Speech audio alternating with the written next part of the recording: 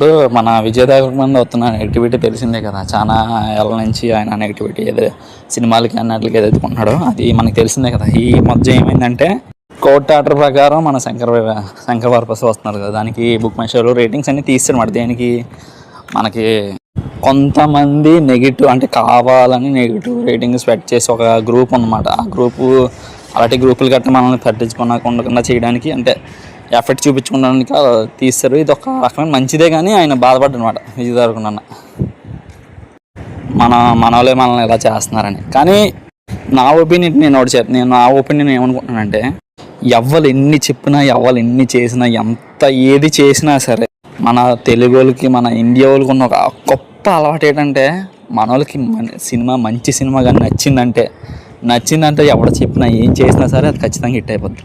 దాన్ని అప్పుడే ఆపలాడు. కొరియా ఓడి సినిమా ఇక్కడ తీసిన మంచి సినిమా తీస్తే అది ఖచ్చితంగా హిట్ అవుతుంది.